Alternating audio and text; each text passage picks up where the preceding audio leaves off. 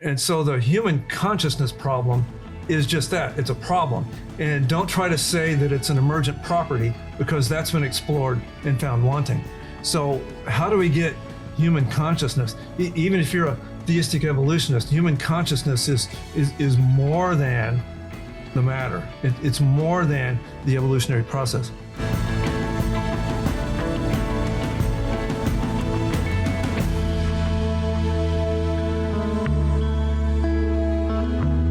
Last time, of course, we went over 8 different major viewpoints that are held by Christians of different aspects about Genesis 1 and 2 and 3.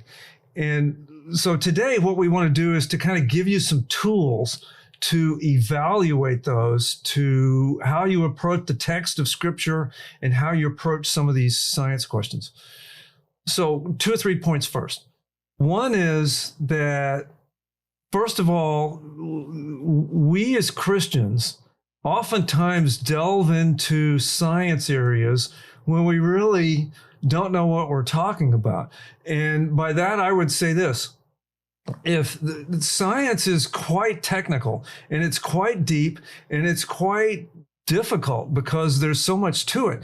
And on top of that, creation evolution touches on many different major topics. There's biology, microbiology, astrophysics, genetics, paleoanthropology, geology, and each of those, that's not even a complete list, but each of those has sub areas and specializations, and it gets quite technical. And so what I would say, that if you're a Christian and you're out there, if you're not able to read and grasp and evaluate this month's technical journals in the hard sciences, then you really don't have any grounds to be out there making science claims. For example, I met a man who got a science degree from what most academics would call a degree mill. He got a degree from some organization out there somewhere, called itself a school.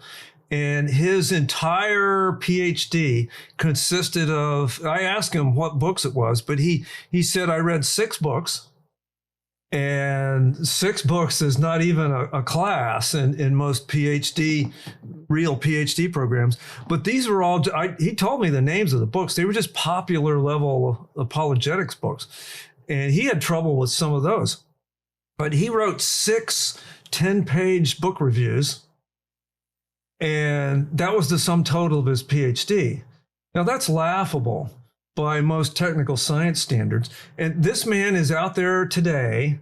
He's a young earther calling himself Dr. So-and-so, and as if he got a true PhD, making statements about science, when in actuality, I doubt if this man could get accepted into a real science master's level program, let alone consider himself a PhD. So most of us that really don't understand the sciences really don't need to be commenting on science. And I just want to say that this gentleman that you know just happens to be a young earther, but there's people that are like that across all the genres of Scripture that have degrees from these paper mills that you're talking about. Correct. There's no corner on false thinking. By contrast to that, I personally was in a major Division I university, still referred to itself as a Christian university, but the religion department had gone liberal years ago and had thoroughly, totally embraced theistic evolution. And I was there representing an organization that our belief statement denied theistic evolution. And I shook hands with a physics professor. This was a tenured physics professor at a major university that had not met me before. Shook hands with the man and introduced myself, told him my name. Literally within 10 seconds, before we quit shaking hands, he had already categorized me and was quite rude and started laying into me, going up one side and down the other about how wrong I was and how immature I was and how we were totally wrong on science. And he didn't know me from Adam. He didn't really ask me what I personally believed. He hadn't really investigated anything about me or what I believed or how I would interpret the scriptures or science. And so it was just his emotion had gotten in the way of his reason. And so don't sit here and tell me that there's academics that are all cold-blooded and aren't censoring people, because I've seen it, I've experienced it, I've known people that have seen it and experienced it. And so what we're going to do today is to try to get into some of these questions that try to give you some tools on how to evaluate the scriptures. Before you get into it, Glenn, there's another area in that critics turn to the Bible and they criticize it on a scientific basis, as if scripture in the beginning here is a scientific book. And scripture that describes the creation story is not a scientific book from what you described before. There's all those different areas of science specialization that go into.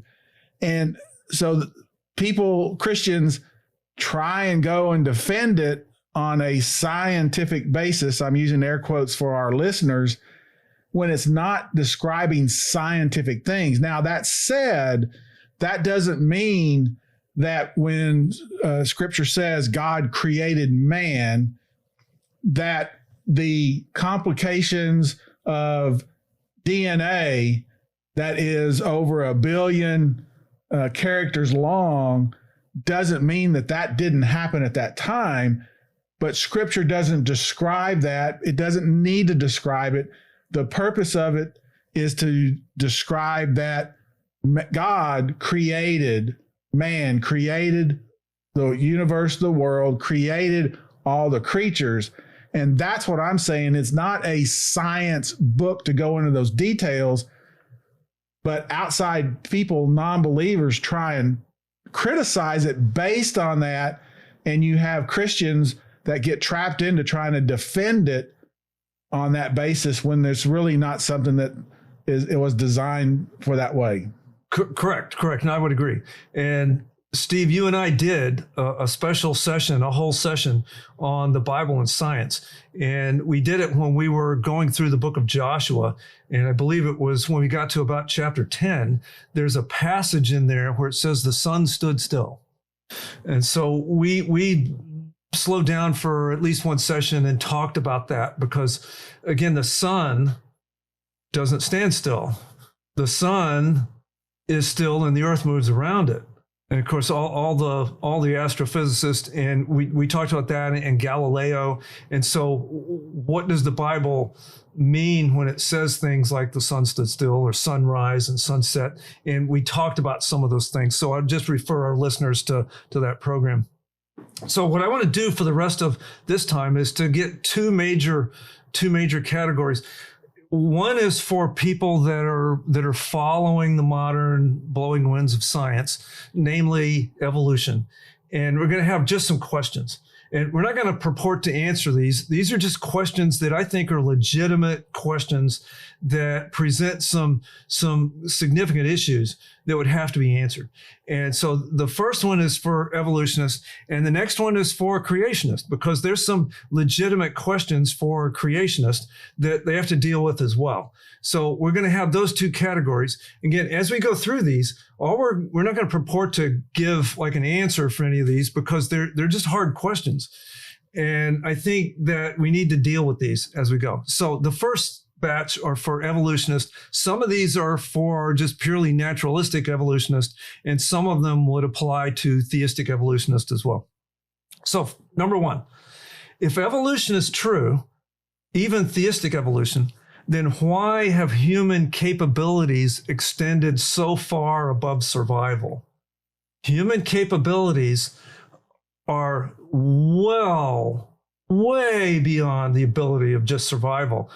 Things like advanced mathematics and art and nuclear physics. We don't need any of those things to survive. And even if you're a theistic evolutionist, you're still restricted by the process. And the process is geared for survival. And so if we have human capabilities that have developed way beyond the need for survival, we don't need art to survive. We don't need nuclear physics or advanced, some of the advanced math. So why have we developed all these capabilities that have nothing to do with random mutations filtered by natural selection or any kind of a genetic drift? Number two, how can we say anything is ultimately right or wrong if we're only matter? If nothing is objectively evil, if human beings came about through random mutations filtered by natural selection, then all that does exist is chemistry and physics. And how do we get morals and ethics from chemistry and physics? Number three, evolution would ultimately teach racism. And I think this is a major issue and major question that would need to be raised. If evolution is true, then people would naturally agree that things like skin color and shape of the eyes and color of the hair and height and all these things, all physical characteristics, came about through random mutations filtered by natural selection or some sort of genetic drift. Well, if that's true, then everything we would hold to be distinguishing of a race would be caused by evolution. If skin color and hair color and shape of the eyes and all this are caused by evolution, then we would have things like intelligence and work ethic and people's inclination to get up and do things, or their ability to be creative or not, would all be caused by evolution as well. As a matter of fact, Adolf Hitler, that's exactly what he felt. He felt that the Aryan race was evolutionary superior. And so if you're an evolutionist, it would seem to me that you would have to embrace racism. And if you're not embracing racism, you're at a minimum inconsistent. And the reason you're inconsistent is because racism is not acceptable. It's a horrible thing. Number four, chemistry does not move towards survival. Thus, the standard evolutionary models do not work at the origin of life. There's nothing about chemistry to where one pile of chemicals would want to survive and another pile of chemicals wouldn't. Chemical reactions just run their course and then stop. I mean, that's the nature of chemistry. Chemistry does not move towards survival. This is a major, major hurdle in all origin of life questions and processes.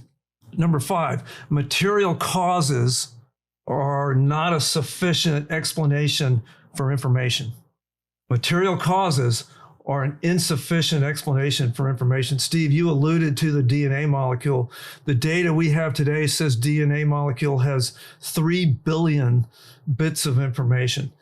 And so I'm told that other parts of the cell have even more. I'm told that some of the carbohydrates have even more. I remember asking this exact question to an atheist evolutionist at a major university. And I asked him the question, does DNA contain information?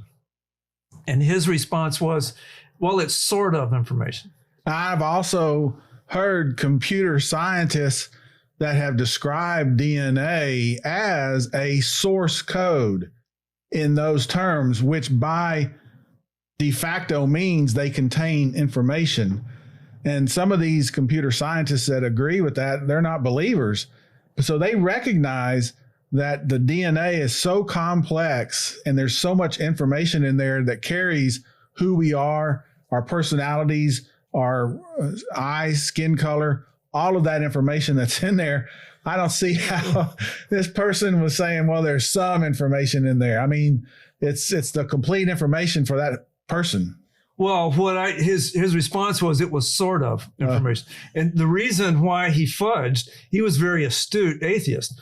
He knew that if he said, no, there's no information in there, well, then he's got this obvious problem like, well, what is it then? Is it nothing? There's no patterns here. I mean, all of the models show DNA as an information code that goes and repairs other parts of the cell or replicates things. And if you say, well, that is information, then, well, where did it come from? Because information comes from a mind. And an atheist can't admit to a mind. It's only physics and chemistry. So he was astute enough to have to fudge his answer and say, well, it's sort of information. He was trying to split the horns of the dilemma. And all I did was smile. If you're an atheist evolutionist and you just believe in purely evolution, how do we get order, complexity, and more properly purpose from raw matter? If you're saying there's no God here directing these things, then there's no purpose to anything. There's no direction. Why would, again, one pile of chemicals want to survive and the other pile of chemicals wouldn't? What is the drive in life that makes it want to grow and reproduce itself and replicate and try to advance itself? You'd have to say that doesn't exist, but it very obviously does. So how do we get that? Number 7, how do we get human consciousness from the evolutionary process? How do we get human consciousness from raw matter? Human consciousness is a quite complex thing. We all know we're self-aware, but a computer program is only doing what it's programmed to do.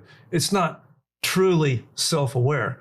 And so the human consciousness problem is just that. It's a problem. And don't try to say that it's an emergent property, because that's been explored and found wanting.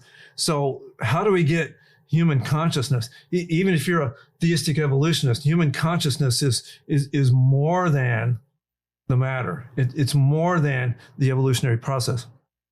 At the time we're making this, of this program, the view that was held for many, many years, that the primary mechanism for speciation was random mutations filtered by natural selection. That view was held to be the primary way. And if you questioned that, you were censored, you were laughed out of the academy. But here we are 150 years after Darwin, and we're told, oh, well, there's another process that's actually more powerful in speciation, and it's called genetic drift. And genetic drift just means there's no mutations going on here. It's just one parent to another, enough generations down the line, and you've got some drifting of the genetic material. And so this question really is, why should I believe you now?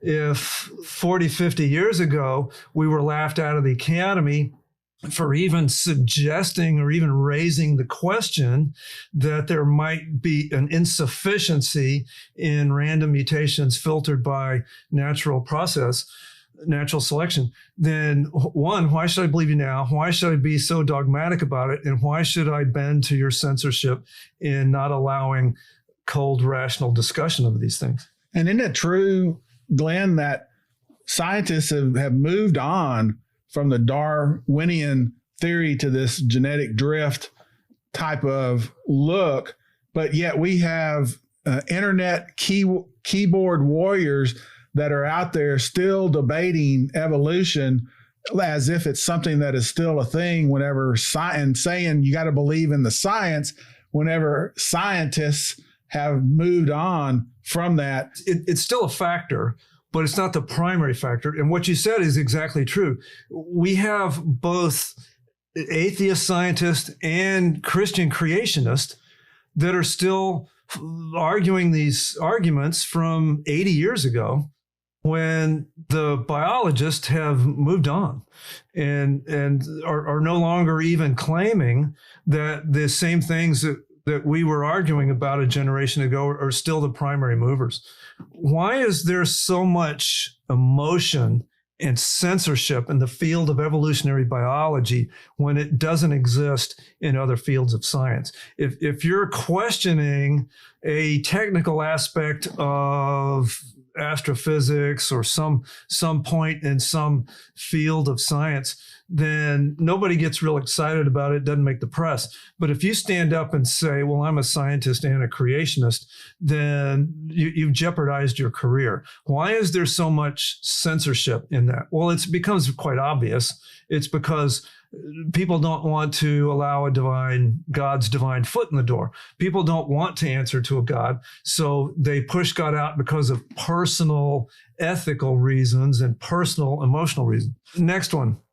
Mathematicians have been trying to tell the biologists that the math of random mutations filtered by natural selections doesn't work. The math doesn't work. Once you start counting it, the mathematicians now have a say in things, and the mathematicians, quite good mathematicians, have been saying, wait a minute, the math doesn't work here. And the biologists have universally ignored them. Well, why is that? Well, if you're a biologist holding to these things, even a theistic evolutionist, you have to answer why does the math not work, or at least answer the math questions. Evolution is not testable and cannot be falsified. And by that, I mean this. The standard traditional evolutionary model, random mutations filtered by natural selection, absorbs all data and into the model. It absorbs contradictory data into the model. If you have, for example, a species that has stayed in stasis for a very long period of time, the evolutionary model would say, well, see, it didn't have any forces upon it, so there was no need to adapt. But if you had another species that allegedly changed species to species to species relatively quickly or comparatively quickly, then, oh, well, yes, natural forces acted on that and caused speciation. So contradictory data are both absorbed by the model. Boil it down into something we all can understand. I'm walking along and I see somebody hanging by one arm from a cliff, about to lose their grip and fall off and die. So option number one, I risk my life by climbing over the cliff. I could fall too. I risk my life, climb over the cliff and save them. Well, why would I risk my life to save somebody else? Well, the evolutionary model says, well, there's herd instinct, right? Two people get along better than one, more chance of survival if you reach out and help somebody else. Option number two, I'm walking along, same person, same cliff, hanging by one arm, about to lose their grip and die. Only this time I kick their hand and help them fall off, and then go take their woman and their food, and there's more for me. Well, evolutionary model explains both situations, contradictory data. So therefore, you're dealing with historical data that the standard model absorbs contradictory data. Therefore, it's not testable. Therefore, it's not able to be disproven because it absorbs contradictory data. Explaining the fall, we're in a theological point now, explaining the fall in terms of natural forces of nature is heresy. And I don't use that word lightly. I have seen lectures, interviews from people in academia calling themselves Christian that accepted evolution. And if they were asked, do you hold to the fall? They say, oh, yeah. But, well, what is it then? Well, it's the second law of thermodynamics. Well, if you take a theological point, namely our separation from God, and you by name accept that term, but you pour into it a different meaning that means we're not really separated from God. Well, now you've crossed the line out of Christianity into heresy. I don't care what you call yourself. You're not a Christian. You're a heretic. Simply because if we are not separated from God, then we don't need reconciliation with God. Romans 5 makes that clear. The reason why Jesus really needed to die on the cross to really reconcile us with God is because we're really separated from God. We can take a lot of different views on this whole issue. But if we cross the line and say we're not really separated from God, even if you accept the term but pour a different meaning into it, we've crossed the line. And my theistic evolutionary friends, this is serious. It's very serious. There may have been early primates that had similar physical characteristics or DNA information common to humans. Don't deny that. But the point is, it does not prove common ancestry, nor does it show that they had a soul and were made in the image of God. You can't determine a soul from a fossil, nor does correlation prove causation.